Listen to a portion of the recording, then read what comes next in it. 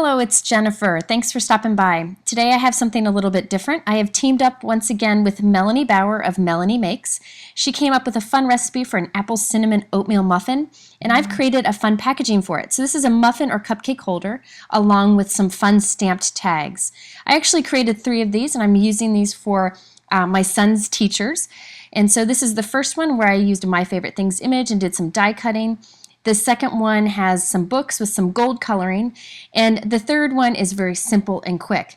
Now all of these use a plastic cup to create a fun little packaging for muffins. I will link here and also in the YouTube description below and over at my blog to Melanie's blog where she has the recipe for the yummy apple cinnamon oatmeal muffins. So these fit perfectly into this package, and it's something quick and easy you can do probably with supplies you already have on hand. Let's go ahead and start with the tags and the coloring.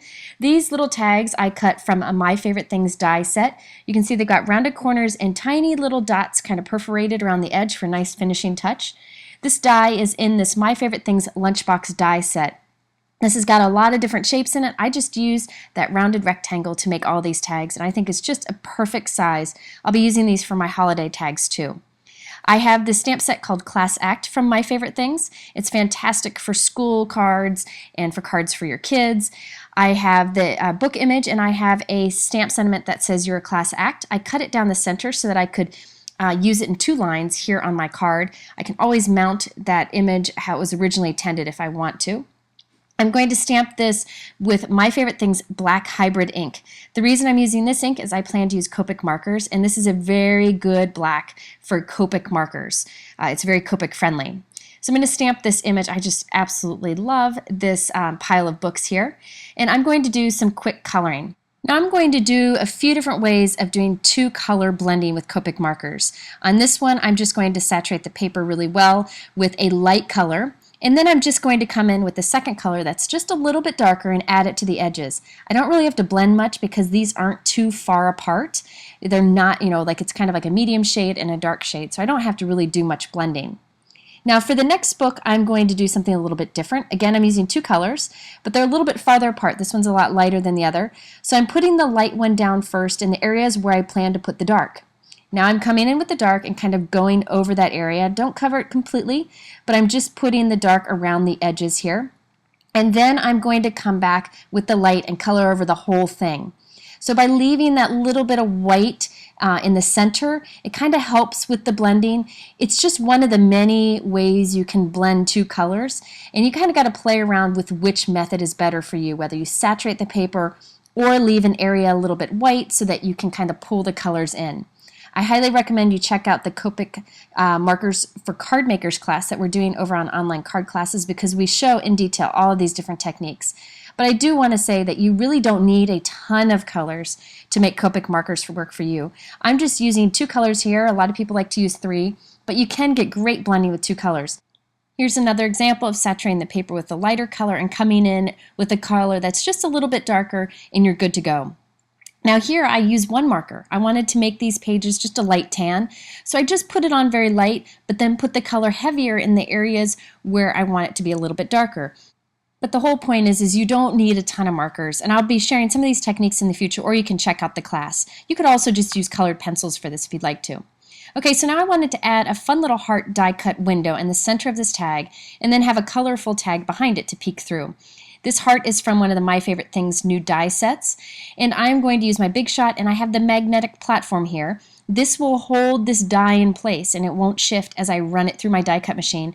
This platform prevents me from needing a piece of tape to hold it in place as it runs through, and there you have that cute little heart kind of peeking in the center here. Now I wanted to add some gold touches to these books. I can't find my gold Signo broad pen, which is what I usually use, so I'm using these pilot markers. I actually really like these pilot markers. It goes on very thick. It comes in a pack of gold and silver, and I'm really liking these. It's almost like a paint pen, so you can use it on a variety of surfaces, and it works great for crafting, and I'll show you in a little bit the shine you get. I did die cut a red tag also to put behind this colorful one, and I'm punching a hole at the top so that I can have that red kind of peeking through the heart, and then when I have this tied onto my little goodie, I can kind of swing it open and write a little message here on the red to the teacher. So here you can kind of see the gold, the shine that it provides, and the silver looks just as great too. It's nice for those little finishing touches to have something like that. Now that I've finished that tag, let's move on to the next one. I really loved this little raccoon image from a My Favorite Things stamp set. And I will admit, I wasn't really sure how to color this guy. I wasn't sure the coloring of a raccoon. So I wanted to share one of the tips that I found really helpful. And I go and Google what the image should look like. So I didn't Google raccoon because all these real life images come up and that really doesn't help me. I Googled cartoon raccoon. And then all these playful images come up and it becomes very clear to me what the coloring is best. Now you could do whatever coloring you want, but I wanted it to be somewhat what it should be. So I Googled the words cartoon raccoon. So anytime you have a critter image like this, you can just Google whatever the critter is with the word cartoon and it will probably come up with some helpful color combinations for you. I did this light T1 around the edges. I wanted this to be almost white. So I just did this light T1 just in the areas where it would be a little bit darker. And in a little bit, I'll come in with a colorless blender and have this blend into white. Now the reason I didn't do the colorless blender at this point is because I wasn't really sure what I wanted to do. So I decided to go and color the rest of the image and you can always come back. Decided to put a little bit of more darkness around some of the areas with my T3, and even darker with the T5 in some areas. So I'm using T1, T3, and T5 for this image. So here I put down T3 and I'm coming in and adding some T5 just in the areas where I want it to be a little bit darker. Then I'll come back with my T3 and blend it. You can see I'm not taking great care to get perfect blending. You really don't need to. I think it always kind of works out on its own. That's one of the joys of Copic markers. There where I went outside of the lines, I could use the colorless blender to kind of erase the ink. And then I blend that light gray out into the white. Decided to add a little bit of pink for his cheeks and for his ears, just for a little bit of fun. And then I blended that out also with the colorless blender.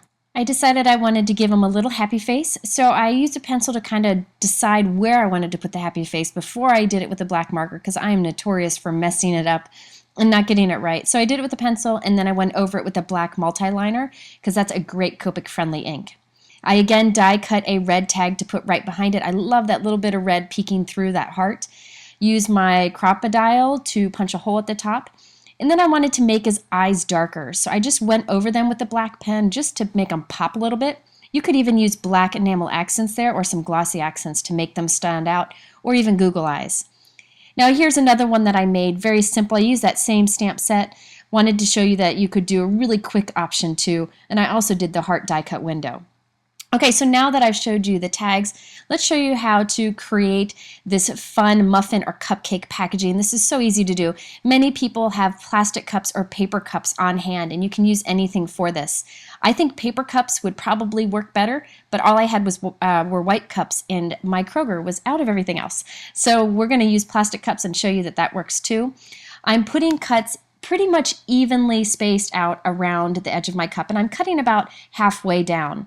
So I cut on one side, directly on the other side, then points halfway between, and then halfway between that. So you can see I end up with a bunch of cuts about halfway down the cup. They don't have to be perfect. You could measure it out if you want to, but I promise you it doesn't have to be perfect, and you could put more or less cuts if you want to. But I ended up with about 8 cuts here. Now I'm going to go through and use a hole punch to punch holes at the top of each of these areas. I'm using my Crocodile, but I tried it with a regular hole punch, and that worked out well too.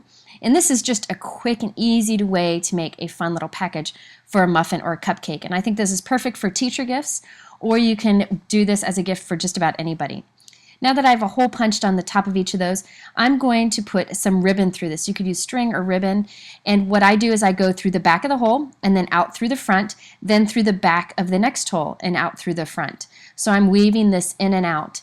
And by doing this, it's going to really close very easily. So I always go in through the back of the hole and out through the front. Now once I've made it all the way around the cup, I'm going to go ahead and take the 2 ends of my ribbon and bring it out to the front so they're right next to each other. And then I'm going to pull this tight to kind of collapse all of our cuts on top of each other. Now again, I think this is easier with a paper cup, and that's how I learned to do it when I was in Girl Scouts many years ago. But here you can see the plastic cup works fine. And by the way, you want to make sure you put your muffin or cupcake in there before you close it up. I just didn't have them ready at the time I created these for this video. So you want to make sure it's inside there because once we close this up, we want it to stay closed. Now I did a double knot and then a bow, but you could just do one tight knot and then a bow if you wanted to. I use some silk ribbon here, but you could use a twine or anything else that you want to. Now you'd kind of want to work with all the areas that have collapsed on top of each other so they kind of perfectly work around in a nice circle on the top of the package. And it's just a fun way to present a cupcake or a muffin, especially to a teacher. So here I just used some baker's twine to kind of tie a loop around the bow to hang our little tag. And on this example, I just used twine itself to go through all the holes and to tighten it. And probably my favorite of the three is this one where I used a wider yellow ribbon. I just feel like that kind of looks nice on top of the packaging. Very quick and easy to do. And of course, I'm going to link to Melanie's recipe for her delicious muffins, so be sure to check that out.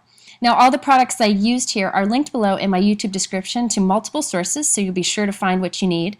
Or you can head over to my blog at jennifermcguireinc.com, where I'll have much more information about these projects. Thanks always for stopping by, and we'll see you again next time.